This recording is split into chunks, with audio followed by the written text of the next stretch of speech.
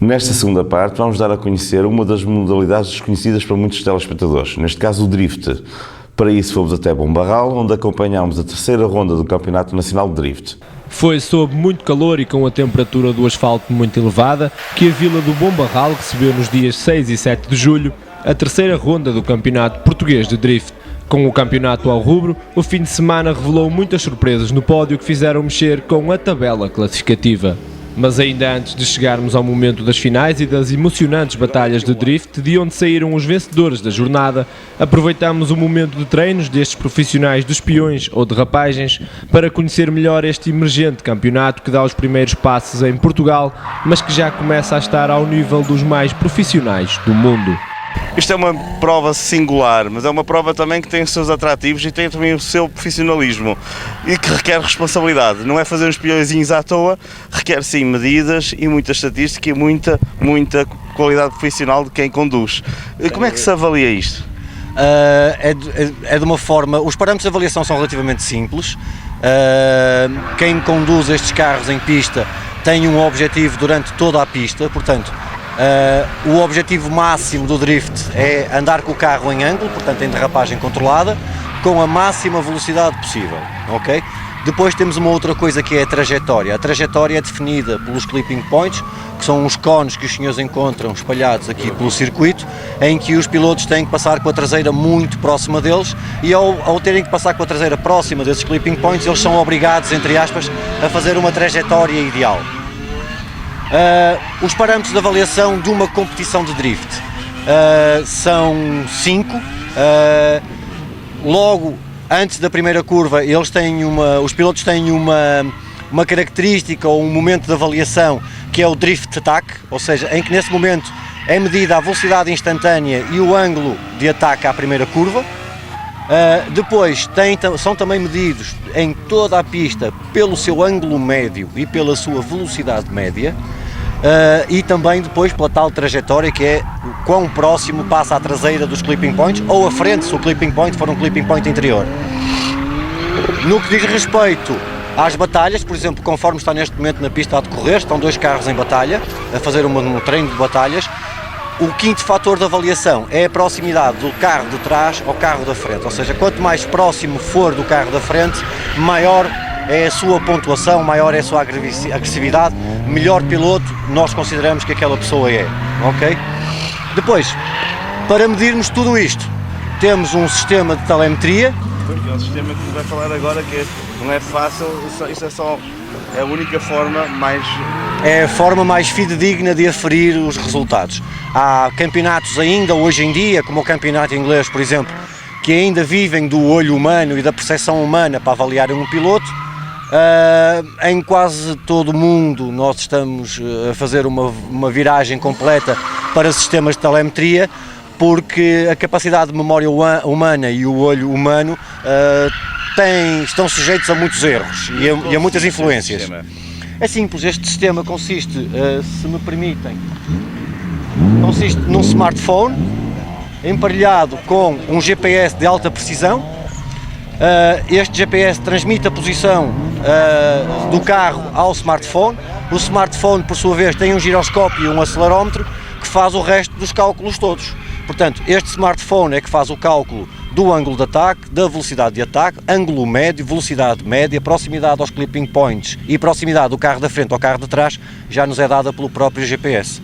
Portanto, e isto é o sistema de telemetria a funcionar e que depois nos debita uma série de resultados com os quais nós podemos dar a pontuação ao piloto em função da performance dele.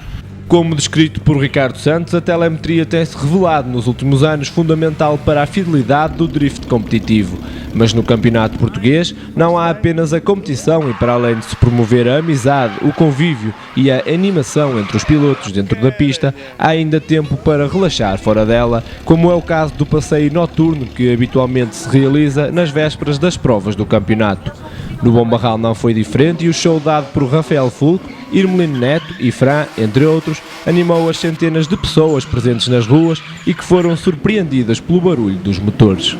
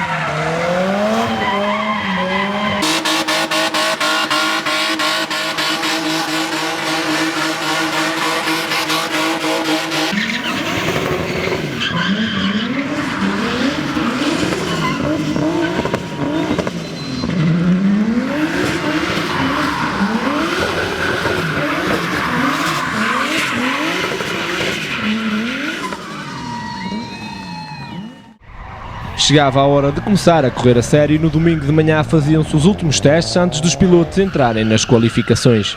Alguns deles eram estreantes nas pistas e apenas no dia anterior haviam obtido a licença para competir e nomeadamente para poderem realizar as batalhas.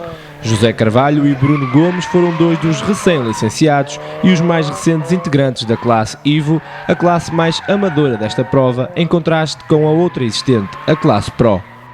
Aqui nestas provas também é preciso ter licença para driftar ali na pista. E temos aqui um recente encartado. Hoje fosse encartado novamente? É uma nova experiência, é começar do zero.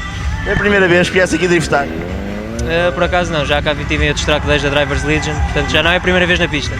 Mas é diferente e as dicas do Isaac ajudaram a melhorar e a acertar o drift. Quais são os pontos principais para conseguires ter a licença, por exemplo, para poderes fazer as provas? Consistência, acima de tudo. Consegui fazer várias voltas iguais, dentro dos parâmetros definidos. E agora? É a primeira vez que vais fazer batalhas? É. E estás nervoso? Não. O pior que pode acontecer é o carro ir no reboque. Ok, mas não é isso que vai acontecer, vai não? Não. Estas provas também estão divididas por várias classes. Neste caso vamos falar com um dos pilotos, que é Bruno Gomes, que nos vai explicar que classes é que existem aqui no Drift. Olá Bruno, como é que estás? Já agora, qual é a tua classe? A minha classe é a classe Evo, é a minha primeira vez cá, portanto a classe amadora. E não a primeira... Exatamente. Já tinhas licença antes? Já tirei a licença precisamente ontem. E foi fácil aqui nesta pista, com Barral, conseguires fazer para conseguires ter a licença? Para a primeira vez é uma pista um bocado técnica, mas com prática tudo se faz. Gostavas de chegar à outra classe, já agora explica um bocadinho quais são as grandes diferenças entre a classe, vocês é a classe inicial, não é? Sim. E depois qual é as outras classes que existem? Bom, essencialmente é a preparação do automóvel, tem algumas condições que não tem na classe Evo. Tudo o resto é pontuação.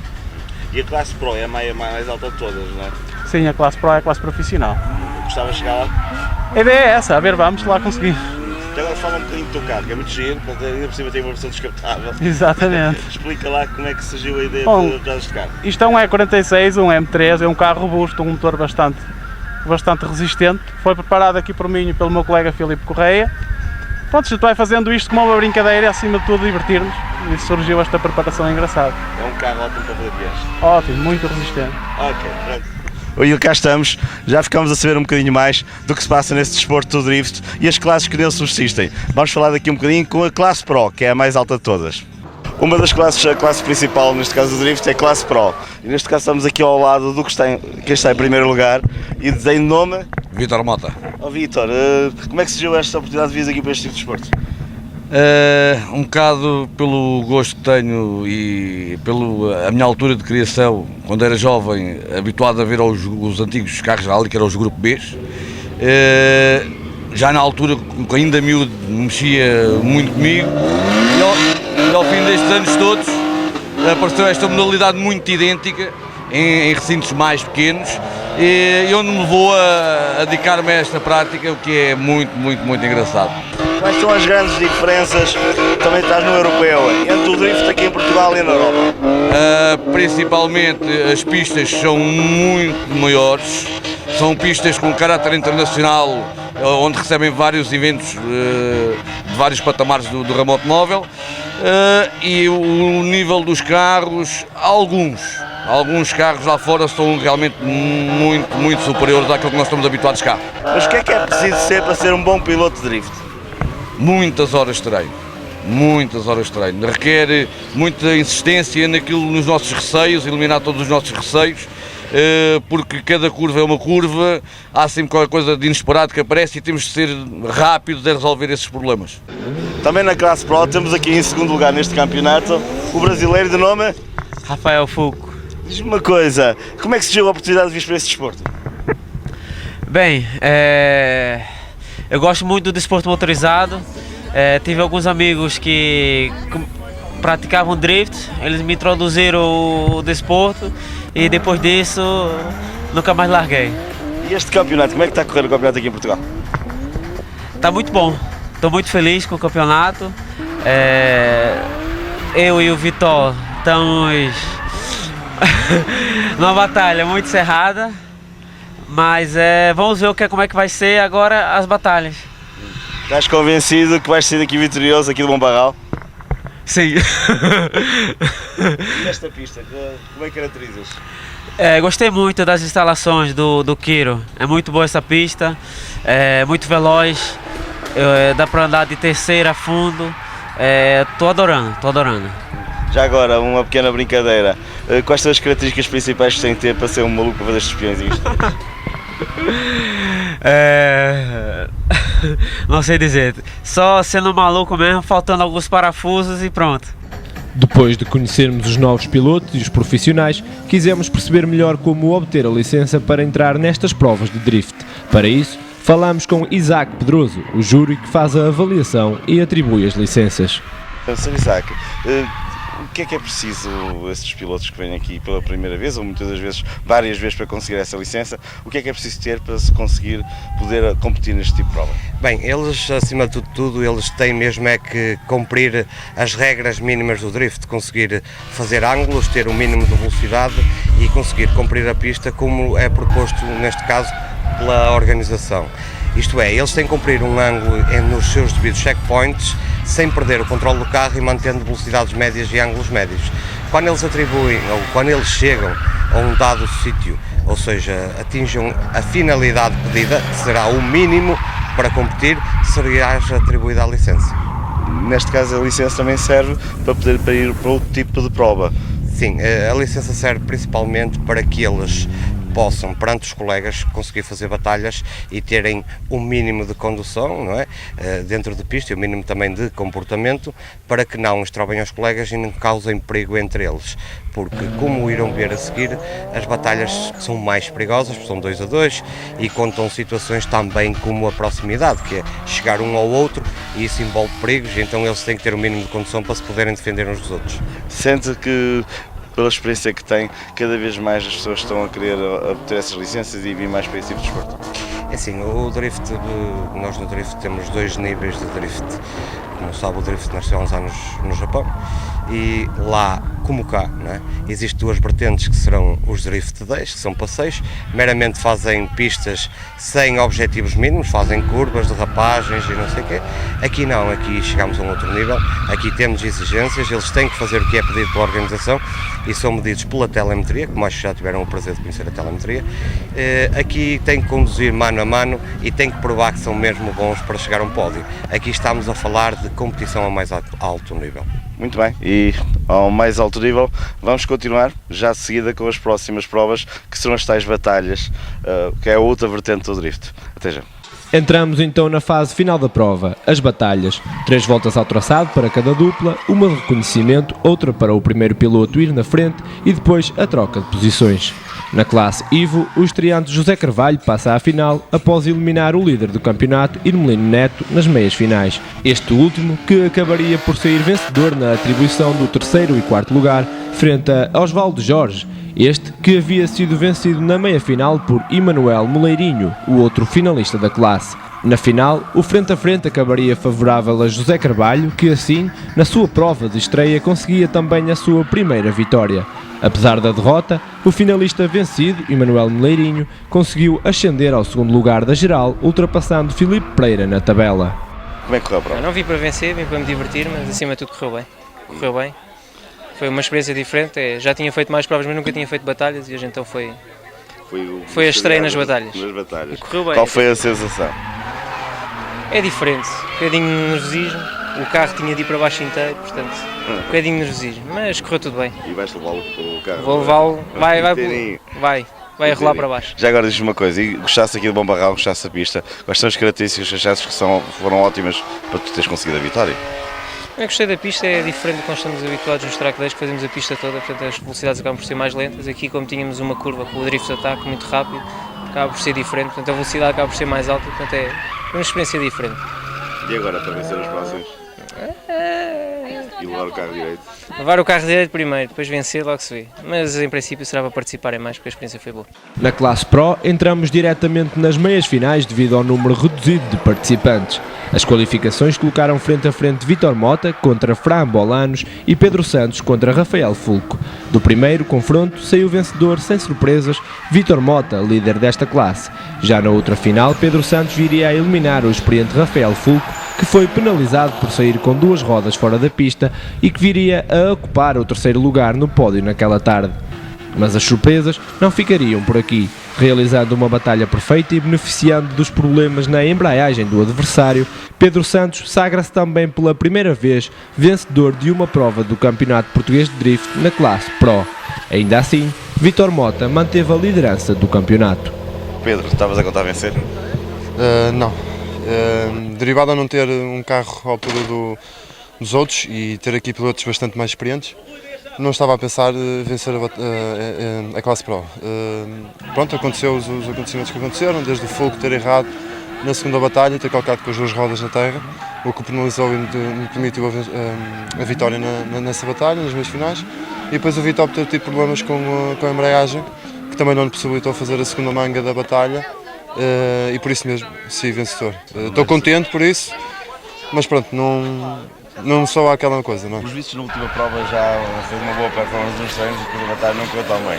Aqui aconteceu exatamente ao contrário. Também a sorte não precisa ser. Sim, mas a melhoria das batalhas nesta prova foi derivada a um treino exaustivo que eu tive nos simuladores e depois também na prática, na realidade, e que evolui bastante. E estou muito surpreendido comigo nas batalhas, gostei muito de fazer as batalhas porque nota-se que evolui.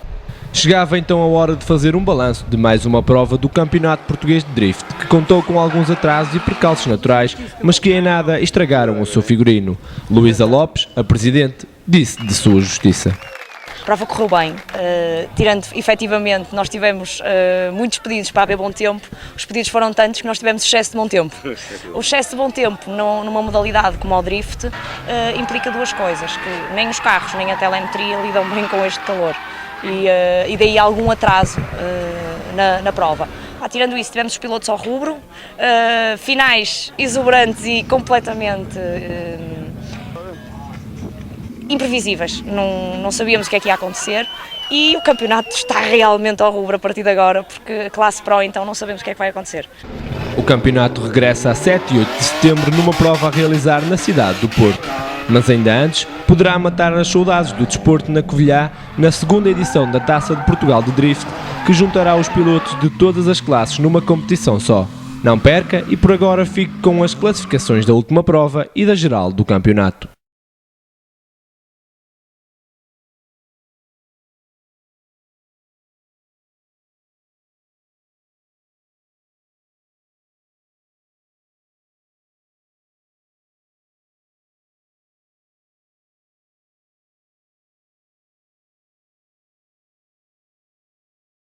Por último, vamos até ao centro do país, mais concretamente a Porto de Mós, onde acompanhamos a 3ª edição da Rampa de Porto de Mós.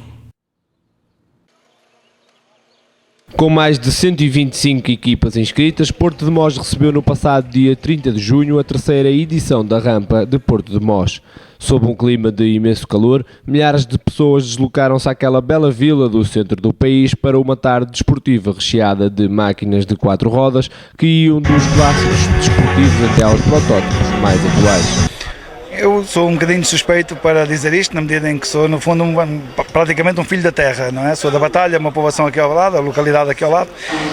Acho que esta rampa é uma rampa fabulosa, tenho pena de ser tão curta e de hoje em dia não estar dentro dos parâmetros que são considerados necessários em termos de distância para integrar o Campeonato Nacional de Montanhas e até o Campeonato Europeu, mas é uma rampa fabulosa, com traçado lindíssimo e organizado desta maneira primorosa pelo Núcleo de Esportes Motorizados de Leiria, provoca esta moldura humana. Portanto, tem sido uma vila que nos tem recebido com um imenso carinho desde que do início desta atividade aqui na rampa, e todos nós temos de estar super agradecidos, tanto à edilidade da Câmara Municipal de Porto de Mós, como a todos os patrocinadores associados ao Núcleo de Esportes Motorizados de Leiria, e nós, como pilotos, a única coisa que tentamos é dar alguma cor a este festival que eles montam e que nós, de alguma maneira, simplesmente temos como agradecer a vir cá, estar presente. Exatamente. Isto é um Alfa Romeo, ou seja, isto é uma réplica do Alfa 158, em que foi campeão em 50, 51, 52, liderado por um senhor Manuel Fanjo, em que o carro era um 158, em que foi depois uma evolução, passou para 450 cavalos, que ficou com a designação de 159. Claro que isto está aqui é uma réplica, mas está aí Muito bem feita. muito bem feita, em que está aí foi 2, salvo erro, franceses que fizeram isto, é tudo em chapa, que tem uma base de um TR4, um 2500 cilindrada. Diga-me uma coisa, é a primeira vez que corre no Rally Sprint Portimão? Nesta somos dois, é a segunda vez. Primeira vez, portanto, eu tinha já mais ou menos um currículo. Pronto, eu já andava nos clássicos e andava nos regionais. Epá, a vida não me permitiu, abandonei, entretanto o meu vício está cá, né? Fizeram-me sócio, aliás, eu fiz-me sócio até hoje, por acaso, já fiz a rampa da Foz do Orelho e convidaram-me a vir aqui e voltar também com Fórmula 1. Portanto, é uma peça inédita, é uma peça que dá um determinado brilho a estas peças, que é um carro que felizmente tem sido muito fotografado, independentemente de ser réplica, e é a segunda rampa que faz. Não tem nada a ver, independentemente da fase é curtinha, mas isto é maravilhoso. Só é pena o tempo está tão calor, mas pronto, é maravilhoso.